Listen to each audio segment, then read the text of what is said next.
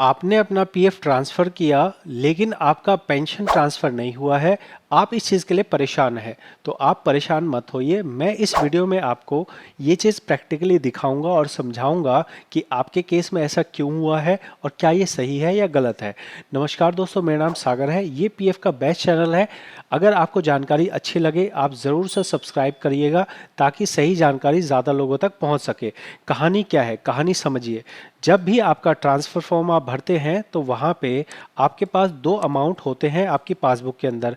एक अमाउंट को पीएफ बोला जाता है और दूसरे अमाउंट को पेंशन बोला जाता है। ये जो दूसरा अमाउंट पेंशन है, हालांकि आपको वहाँ पे वो अमाउंट की तरह नज़र आता है, लेकिन पीएफ ऑफिस इसे अमाउंट नहीं मानता है। अमाउंट नहीं मानता मतलब क्या हुआ? अमाउंट नहीं मानने का मतलब ये है कि ये एक तरह से आपकी महीने की किस्त मानी जाती है। ये महीने की किस्त आपसे इसलिए ली जा रही है ताकि जब आप भविष्य में रिटायर होंगे तो आपको पीएफ ऑफिस हर महीने पेंशन देगा। मतलब ये हुआ कि आपका जो भी पेंशन का अमाउंट दिख रहा है वो सिर्फ इतना है कि जो पेंशन आपकी जमा होनी चाहिए थी उतना कंपनी ने जमा कर दिया है। ये पेंशन का अमाउंट आपका आगे कभी भी ट्रांसफ़र नहीं होता है। उस पेंशन अमाउंट को पुराने ही आईडी में रहना होता है। उस पेंशन अमाउंट को पुरानी ही जगह पे पासबुक में दिखना होता है। पीएफ ऑफिस वाले जब ट्रांसफ़र करते हैं तो वो आपके पीएफ अमाउंट को ट्रांसफ़र दिखा देते हैं, लेकिन पेंशन अमाउंट आपका ट्रांसफ़र नहीं होता है। जबकि आपका जो यहाँ पे जितना भी काम किया गया है, जितनी भी सर्विस है, यहाँ 10 महीने की सर्विस है, इस 10 महीने की सर्विस को पीएफ वाले अपने रिकॉर्ड में ट्रांसफ़र कर लेते हैं। पीएफ वालों का अपने रिकॉर्ड में, उनके अपने अंदर के रिकॉर्ड में वहाँ नज़र आ जाता है कि इस आदमी ने 1 number company, 2 number company, 3 number company में, मान लो इस वाली कंपनी में 10 महीने काम किया है, अगले वाली कंपनी में 1 साल काम किया है और यह इस वाली कंपनी में मान लो 5 साल काम किया है। तो जब भी आप भविष्य में कभी भी नौकरी छोड़ेंगे, दो केस में आपका निकल सकता है। एक हो सकता है कि आप 2 महीने के लिए बेरोजगार हो गए तब आप निकाल रहे हो।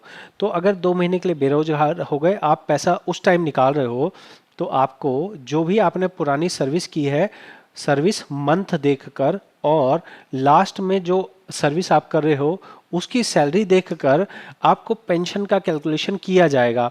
आपकी पासबुक में जाके नहीं देखा जाएगा कि इसका कंपनी 1 में कितना पेंशन है, कंपनी 2 में कितना पेंशन है। ऐसा नहीं होता है। आपके सर्विस को देखा जाता है और साथ में ही आपके जो लास्ट कंपनी की सैलरी है उसको देखा जाता है और फिर जाके आपको पेंशन का एक अमाउंट अंदाजे से कैलकुलेट करके दे दिया जाता है। जो मैं कह रहा हूँ, क्या ये झूठ हो सकता है? बिल्कुल हो सकता है। जब भी आप इंटरनेट पे कोई चीज़ देखें तो आप ये मान के चले कि वो झूठ है, क्योंकि यहाँ पे देखा देखी और अनजान लोग जो है, एक की वीडियो देखी, मिर्च मसाला लगाया, बता दिया। तो मैं आपको ये चीज़ विद प्रूफ दिखाना चाहता हूँ। जब तक कोई आदमी विद प्रूफ ना दिखाए तब तक उसकी बात को बिल्कुल भी नहीं मानना है। देखिए, यहाँ पे इतनी सारी कंपनियों में काम किया है, जिनमें से 3 कंपनियां यहाँ है ज़ीरो और एक कंपनी यहाँ ज़ीरो है। ज़ीरो कब हो सकती है? ज़ीरो हो सकती है या तो पूरा पैसा निकाल लिया 1910 भर के, या फिर इसको ट्रांसफ़र कर लिया। अगर ट्रांसफ़र कर लिया तो फॉर्म नंबर 13 जो ऑनलाइन भरा जाता है उससे हो गया।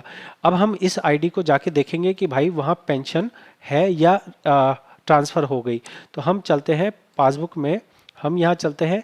हमारे पास एक आईडी थी 176। तो आप देख लीजिए कि जो क्लोजिंग बैलेंस है, क्लोजिंग बैलेंस में पीएफ ज़ीरो हो चुका है, लेकिन पेंशन का अमाउंट दिखा रहा है।